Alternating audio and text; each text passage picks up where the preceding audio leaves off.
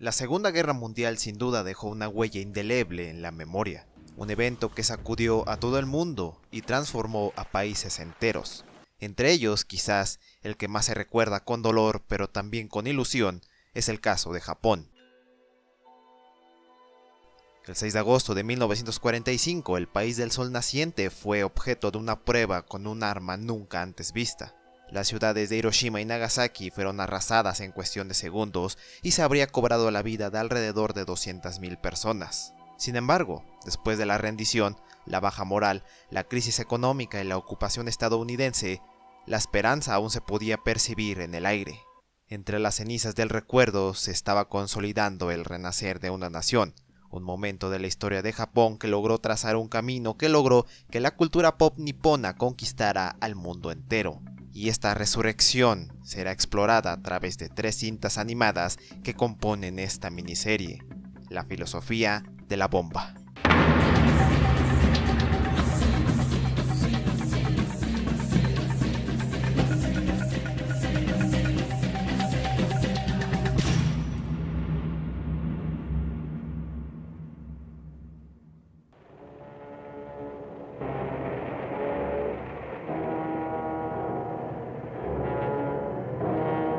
Que un occidental como yo pueda explicar la importancia que ha tenido Godzilla para los nipones es quedarse corto.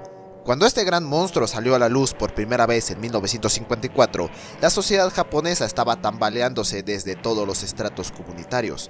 Pronto la invención de la productora Toho atraería a las personas al cine para ser testigos de un monstruo de una naturaleza radiactiva que a los ojos de quienes lo presenciaban era la viva imagen del pasado bélico japonés, la reencarnación de la bomba.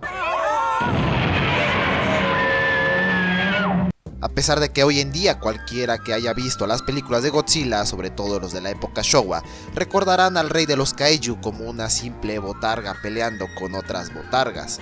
Lo cierto es que desde su primera aparición era retratar el drama político del Japón de la posguerra. Múltiples interpretaciones del monstruo se han hecho, desde su obvia historia como un dinosaurio mutado debido a las bombas atómicas, hasta aquella que lo relaciona con la ocupación estadounidense.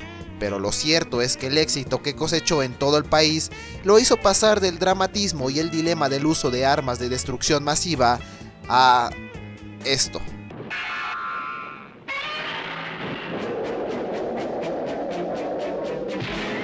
Cuando ya había pasado más de una década desde los bombardeos sobre Hiroshima y Nagasaki, Japón empezó a realizar sin miedo al escrutinio mundial obras que hicieran referencia a aquello.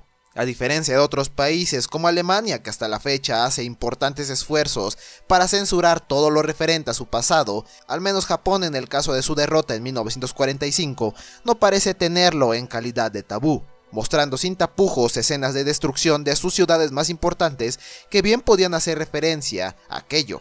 Quizás esta clase de libertad creativa podría significar un síntoma de mejora en la moral nipona, pero todavía faltaba tiempo para ver aquello. Mientras que jóvenes adultos, universitarios y trabajadores protestaban por las calles, la generación que los precedía se quedaba en casa viendo a Ultraman, a Kamen Rider y sobre todo, animación. La cultura pop japonesa no nació en las pantallas del cine, sino en una mucho más pequeña. Es indiscutible el legado de Tezuka para la animación televisada en el país, pero la llegada de nuevas corrientes del anime pronto haría que el medio se diversificara a tal grado de ser todo un entorno. La animación ya no solo era limitada y para niños. Ahora cualquier persona en el país consumía anime y pronto estas obras empezaron a ser notadas fuera de sus fronteras. El Japón entre los 80 y los 90 pareció haberse convertido en el lugar indicado para estudiar los problemas de las nuevas generaciones.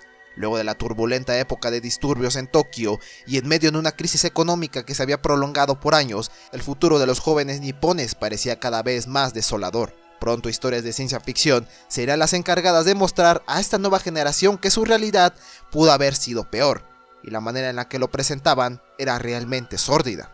El 22 de febrero de 1981 fue un día que cambiaría para siempre a la historia de Japón. Ya no se trataba de más disturbios, atentados o el estallido de otra guerra. Era el día que se estrenaba la película de un anime sumamente popular para los jóvenes.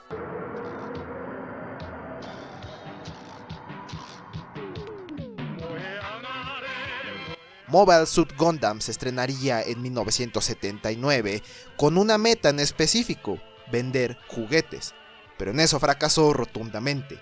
La productora Sunrise consideró la pronta cancelación del mismo, dejando en desarrollo todavía una decena de episodios sin estrenar.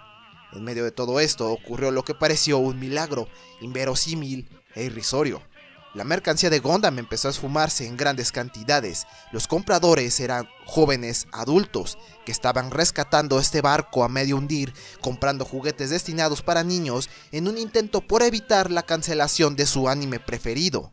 Ni Sunrise ni la productora juguetera podían comprender lo que ocurría, y para intentar hacerlo tenían que recurrir al hombre tras el proyecto.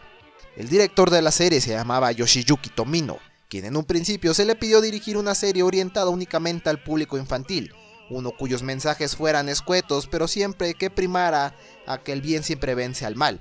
Pero en lugar de ofrecer algo así, Tomino se encargó de dotar a la historia de una premisa que resultara interesante: un futuro distópico donde la humanidad ha tenido que emigrar fuera de la Tierra y, para sortear los peligros de la galaxia, tengan que desarrollar armas robóticas pilotadas por soldados. El protagonista de la fantasía espacial era Amuro Ray, un chico más bien melancólico y retraído, quien a lo largo de la misma presenta una serie de dilemas humanos como la ansiedad u otros traumas emocionales. Tomino tuvo en mente toda esta historia al saber del potencial público juvenil que podría interesarse, en una época donde la burbuja económica aún no reventaba y la estabilidad emocional todavía podía controlarse. Empezó a darse cuenta que esa nueva generación de jóvenes quería poco o casi nada tener responsabilidades. No querían dejar de ser niños.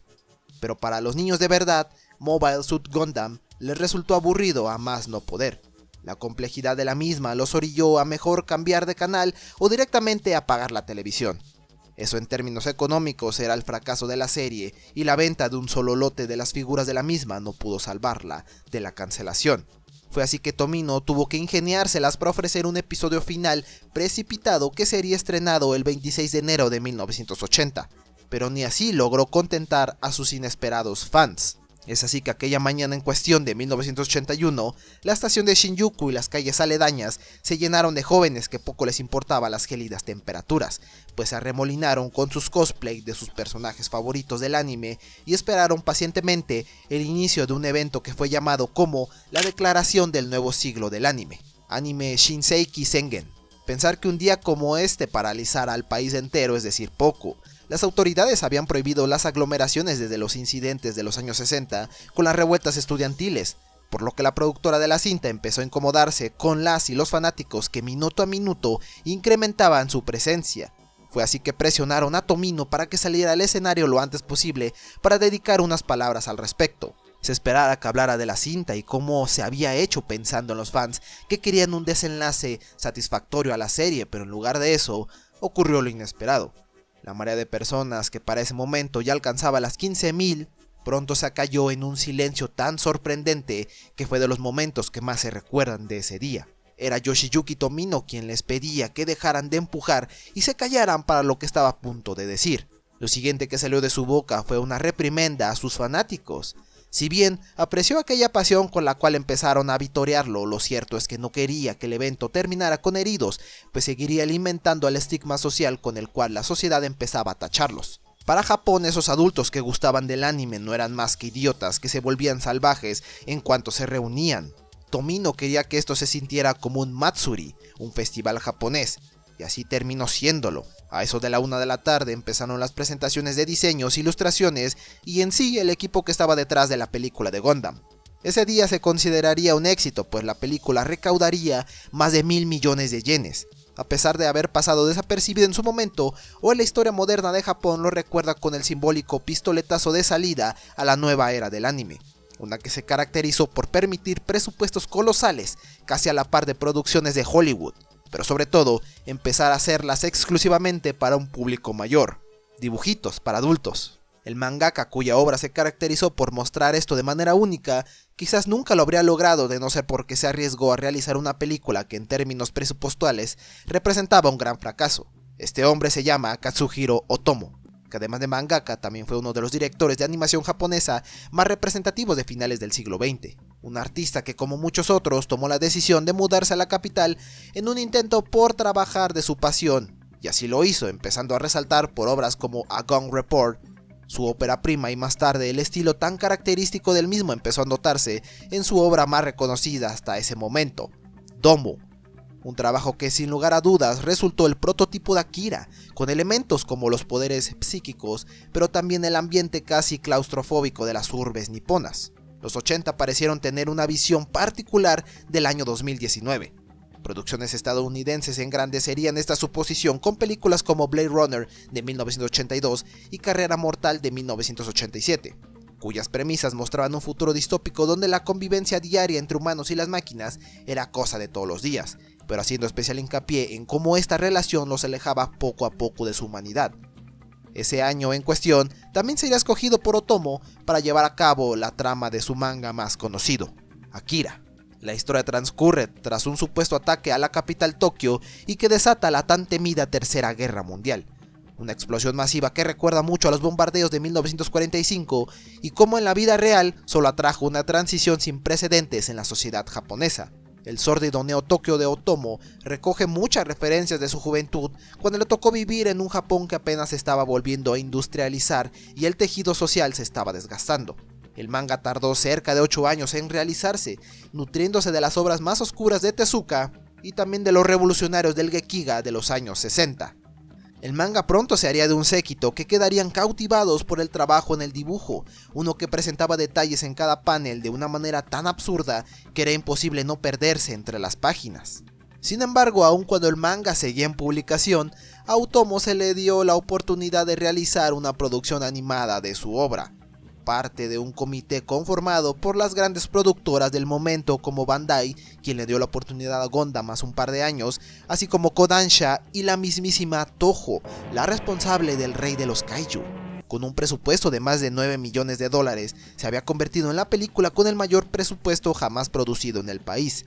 La tarea titánica de animación es algo de lo que también más se recuerda durante la producción, una que estaría conformada de 24 dibujos por segundo, más que los 12 que usualmente utilizaban las películas de Disney, terminando alrededor de 160.000 celuloides de animación, todos dibujados y pintados a mano. El arduo trabajo desbordado en el proyecto ha otorgado que hoy en día siga viéndose muy bien. La decadencia cyberpunk de la misma fue algo que impactó enormemente, pues incluso desde el manga es obvio que lo que se está viendo era parte de una generación perdida.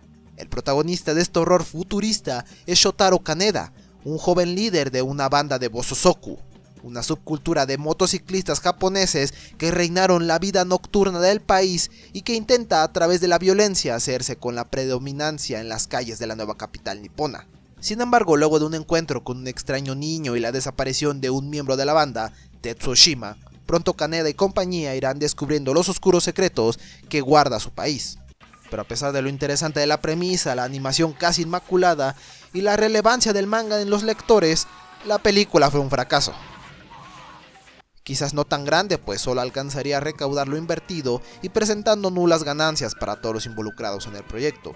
No sería hasta un año después, en 1989, cuando este anime llegara para Navidad en Estados Unidos. La manera del mismo para presentar a la ciencia ficción y especialmente a la cultura pop del país sería la piedra angular que diera origen al fenómeno del manga anime en Occidente. Akira fue el primer manga en venderse en los estantes de las tiendas de cómics en América y editándose una versión a color por parte de Marvel Comics. Se podría decir que para antes de Akira el mayor referente para los estadounidenses era Disney, pero cuando varios de ellos presenciaron una animación tan alucinante hecha por un país extranjero, era algo que no se podía creer. La libertad con la que mostraban la violencia y manejaban una trama más bien adulta les hizo saber a una primera generación de aficionados en Occidente el potencial más allá de lo comercial que podía traer la animación. Se trataba de una bomba cultural que bien podía tratarse de la respuesta a aquel lejano bombardeo de 1945. Y es que hasta hace unos años Astro Boy, el primer anime televisado en todo el mundo, presentaba una animación limitada con el propósito de moderar los costos y tiempo de producción. Akira daría ese primer paso para que propuestas vanguardistas inundaran el entretenimiento en Occidente.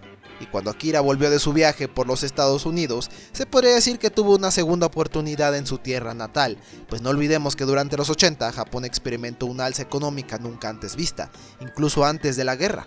El denominado milagro económico japonés llegó hasta los estratos más bajos y pronto las clases sociales empezaban a cambiar. El asalariado promedio tenía tanto dinero que no dudó en sumarse en esa época del consumismo. Es la única manera en la cual se puede explicar cómo los fanáticos de Gundam pudieron comprar sin culpa toda la mercancía del anime para salvarlo. Así, la invención de nuevos medios de entretenimiento como las videocaseteras permitió que un centenar de adultos pudiera hacerse con una y empezar su hiperconsumismo de anime mediante la compra de cintas de video, pero quizás este exacerbado estilo de vida pronto les cobraría factura. Es preciso mencionar, como si de una premonición se tratara, la película muestra a la ciudad de Neo Tokio como próxima anfitrión de los Juegos Olímpicos del 2020, sí, como casi ocurre en la vida real. Una analogía como el país intentó en 2 ocasiones serlo, y ambas cargadas de un sentimiento de querer mostrarle al mundo de lo que estaban hechos. En 1940, Japón conseguiría ser la sede de la 12ª edición del evento deportivo. Sin embargo, los escándalos tras el estallido de la Segunda Guerra Sino-Japonesa se lo quitaría. Aquella primera intención no era más que ofrecer, al igual que Alemania 4 años antes, un lavado de cara que les dejara en claro la modernidad de un país que en términos prácticos había sido secuestrado por un comité militar. La segunda oportunidad llegaría hasta 1964, cuando finalmente las penurias del pasado empezaban a olvidarse y a la Nación del Sol Naciente se le permitió ser nuevamente sede de la 18ª edición, cuya oportunidad de mostrar lo mucho que la nación se había recuperado de la guerra y que estaba lista a ser tomada como un modelo de resurrección. Y a grandes rasgos, sí presentó un éxito sin precedentes en el país, siendo el enorme estadio olímpico que construyeron uno de los símbolos de poder de su nación. Y es en este lugar donde la batalla entre los dos personajes principales ocurre, una que en el fondo resulta tener un laboratorio donde se experimenta con niños y en donde guardan en una cámara especial de criogenización a quien lleva el nombre de la película, Akira. Pero antes de llegar a él, quien su presencia en la cinta resulta curiosa, hay que hablar de Tetsuo, siendo el antagonista de esta magnífica obra y de quien más análisis se ha hecho al respecto, obviando las referencias culturales que han hecho al mismo en otros medios, sino por su psicología. Tetsuo es un amigo de la infancia de Kaneda, pero en el presente este último no duda en menospreciarlo debido a la debilidad que proyecta, su inseguridad y su falta de fuerza de voluntad. Es al principio de la película donde tiene la misión de reducir a un miembro de la banda rival para poder reafirmar su valía, pero al encontrarse por accidente con un misterioso niño es secuestrado por el Estado y llevado precisamente a este laboratorio secreto para ser analizado, encontrándose en el camino características especiales que lo hacen acreedor a ser convertido en un arma, como los demás niños cuya apariencia se ha visto afectada negativamente, con esas caras mortecinas, una visible debilidad y acarreando traumas de por medio. El tiempo en la cinta no es el suficiente como para ver esta transformación en Tetsuo, pero sí para ver cómo logra en cuestión de tiempo dominar sus poderes y convertirse en la reencarnación de un dios, al menos para una multitud de lo que parecen ser miembros de un Sengakuren, pero ávidos de una intervención divina. Tetsuo, como miembro menos prolífico de su banda, está claro que guarda un complejo de inferioridad que busca sublimar mediante el respaldo de un grupo de personas, y que logra brevemente.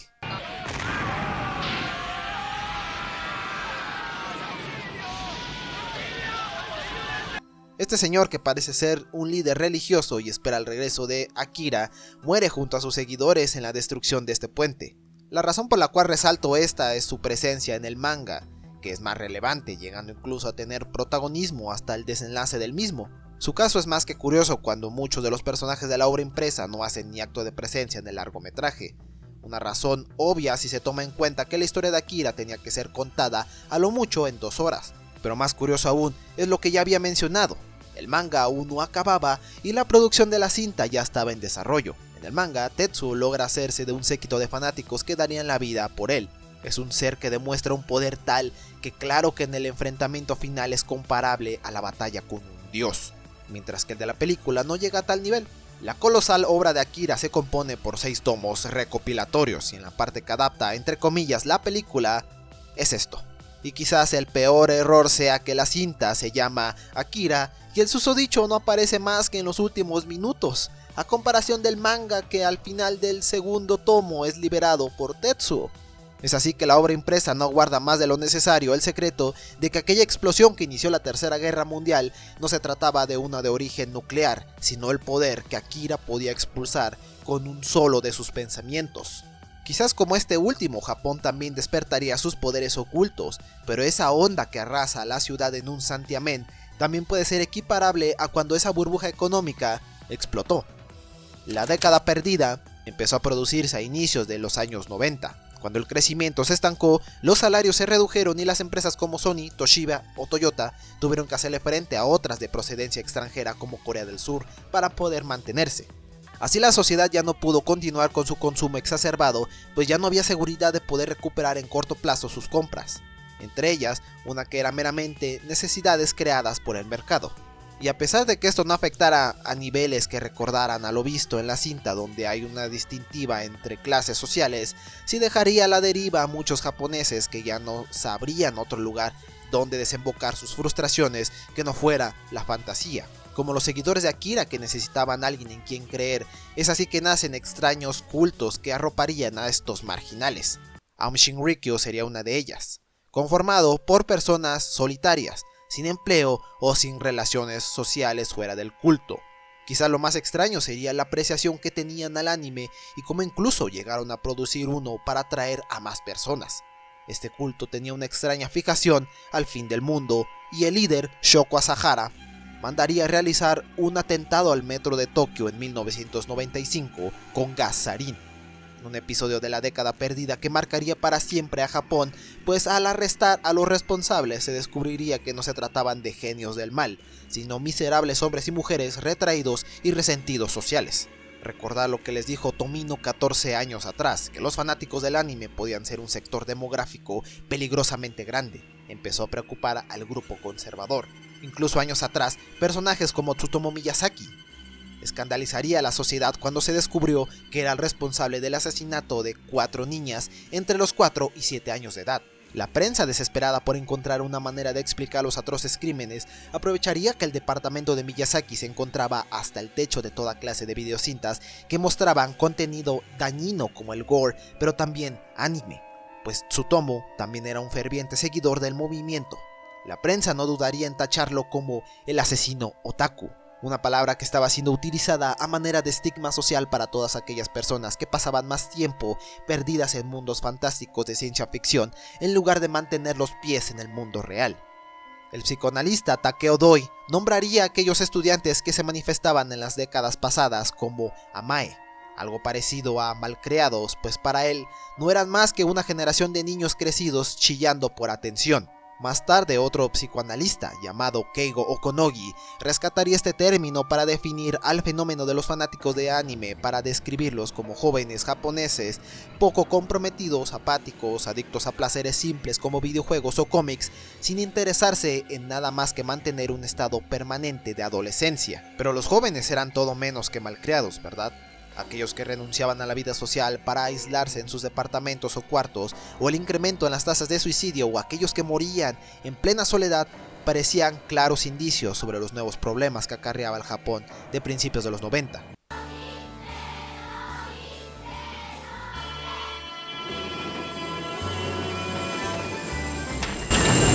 Años más tarde, cuando la página de internet 2Channel o Ni Channeru, el original 4chan, se convertiría en un éxito entre los japoneses, sobre todo los fanáticos del anime. Varias veces sería el lugar de muchas de las discusiones que mejor definían a la manera de pensar de las nuevas generaciones de amae. El asesino del político Inejiro Asanuma era un muchacho de 17 años llamado Otoya Gamaguchi, que posteriormente también se quitaría la vida en su celda, no sin antes declarar que la razón por la cual cometió el asesinato era para salvar a Japón del comunismo.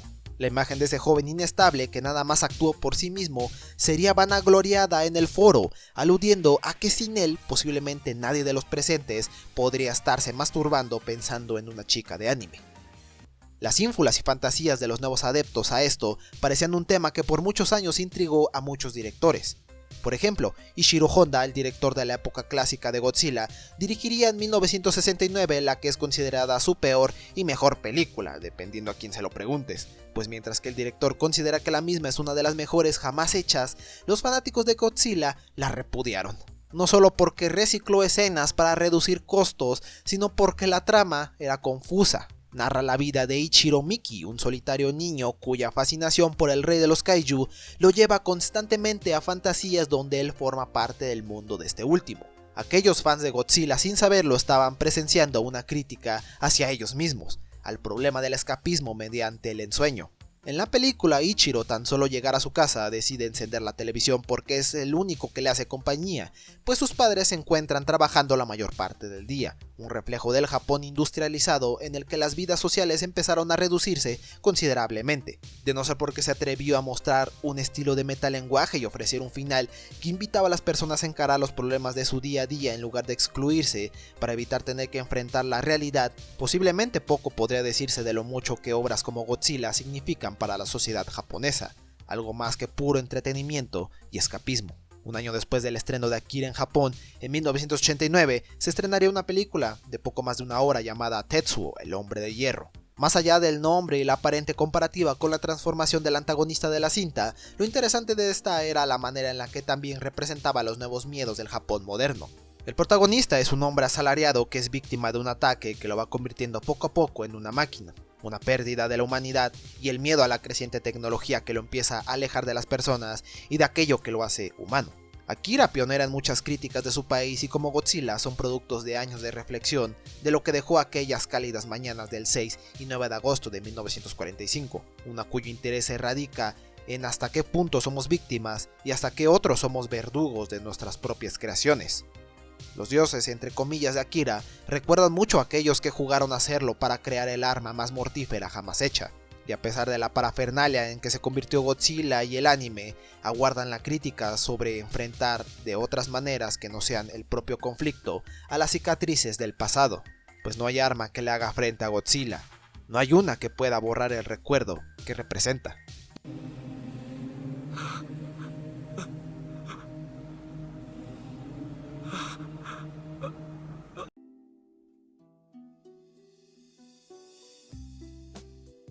Y mientras el entretenimiento japonés invadía el mundo y encantaba más allá de sus fronteras, las imaginaciones espaciales o fantásticas también lo harían sus demás productos, y especialmente aterrizando a un país que, si bien en un principio acogió su cultura por lo curioso que resultaba, pronto empezó a temer hasta dónde era capaz de inmiscuirse.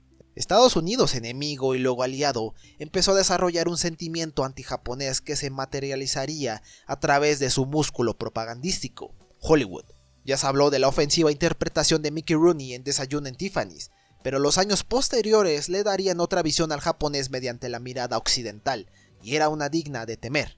Películas ochenteras como Robocop 3 presentaban a los villanos como miembros de una temible compañía japonesa que incluso tenía su ejército de samuráis robots. En Blade Runner, la distopía futurista de Ridley Scott presentaba un Estados Unidos alternativo siendo invadido completamente por una influencia nipona. O aquella escena de Volver al Futuro 2, donde el Marty del 2015 era despedido por su renuente jefe de origen japonés. Los estadounidenses, a pesar de la ayuda que prestaron al país asiático y convertirlo en un estado cliente, estaban preocupados que existiera un futuro donde lo superaran. Pero también los 80 fue la época del plagio y del intento. Los estadounidenses, sin admitirlo, sabían que el estilo anime era uno que atraía a jóvenes y niños por igual, y el hecho de querer emularlo para empezar a hacer sus propias interpretaciones sobre aquello que lo hacía especial no se hizo esperar. Quizás uno de los mayores logros que alcanzó una película japonesa en tierras americanas fue en el año 2003, durante la 75ª edición de los premios Oscar, y que durante la premiación a la categoría de mejor película animada ganara una de origen no estadounidense, El viaje de Chihiro, o conocida en tierras anglosajonas como Spirit Away. La historia y producción fue realizada únicamente por una casa de animación nipona como Ghibli. Una sorpresa para el pueblo estadounidense que un estudio así pudiera competir con la Casa del Ratón. De hecho, Disney terminó siendo la que se arriesgó en distribuirla en Occidente, bajo advertencias de un posible fracaso al ser considerada una película no apta para audiencias estadounidenses. Años atrás, el director Steven Spielberg incluso se le ofrecería la oportunidad de distribuir Akira en Estados Unidos, y rechazando la oferta debido a no considerar que esa cinta pudiera entrar en el gusto del americano promedio. Hayao Miyazaki, director de la cinta, tampoco asistió para recibir su premio. Se especula que pudo haberlo hecho como protesta por la invasión estadounidense de Irak de aquel año. Por su parte, el mítico crítico de cine Roger Ebert relataría con gusto cómo películas como Spirit Away o Mi vecino Totoro le ayudaron a comprender la fascinación por el mundo del anime. Se empezó a ver a la animación japonesa con una mirada exótica. Quentin Tarantino quedaría tan encantado por la narrativa del país que sus películas Kill Bill, volumen 1 y 2 estarían fuertemente inspiradas en películas del Chambara, pero también del anime. Las hermanas Wachowski mandarían a hacer una película que extendiera su universo de Matrix en un estilo anime, y canales con barras animadas como Cartoon Network o Nickelodeon aprobarían series con un estilo claramente inspirado del anime. Este reconocimiento tardó en llegar, en ser aceptado y dejar a un lado una serie de estigmas, que aún persisten, pero ya no tienen el mismo peso en la sociedad. Pronto lo que era un nicho subcultural, ahora podía considerarse una cultura en toda regla. El esfuerzo y la perseverancia son sinónimos del éxito, eso lo entendió un personaje que hoy en día es alabado en el imaginario japonés. Este hombre se llamó Shisho Kanaguri. Fue un atleta olímpico que en el año 1912 participó en los Juegos Olímpicos que se llevaban a cabo en Estocolmo, Suecia. Las condiciones en general le resultaron poco favorables y perdió el conocimiento mientras era parte de un maratón. Al recobrarlo decidiría desistir y marcharse de vuelta a Japón, dejando inconclusa aquella carrera. Pasaría al anonimato por más de 50 años, hasta que en 1966 una cadena de televisión sueca lo invitaría nuevamente al país para que pudiera culminar aquella carrera. A pesar de que Kanaguri ya tenía para ese momento 75 años, en lugar de rechazar la oferta de poner excusas, sintió que su momento de redención había llegado. Así pasaría la historia por el tiempo que empleó. Tardó 54 años, 8 meses, 6 días, 8 horas, 32 minutos y 20 segundos en completar la carrera. Japón, después de tantos fracasos, tropiezos y derrotas del pasado, por fin estaba listo para dar la cara al mundo. Me gustaría decir que así ha sido con escándalos actuales como el caso de Fukushima, pero se sigue intentando, ¿no? Y hasta aquí acaba esta miniserie. Vaya que sí fue difícil escribirla toda. Gracias a todos aquellos que vieron los 3 episodios, y para los que no lo sepan, pues esta compone la tercera parte de una trilogía de videos dedicados a 3 películas que hablan sobre el pasado de Japón y su relación con la bomba atómica y bla bla bla bla bla. Gracias por todo y nos estaremos viendo en un próximo video. Bye.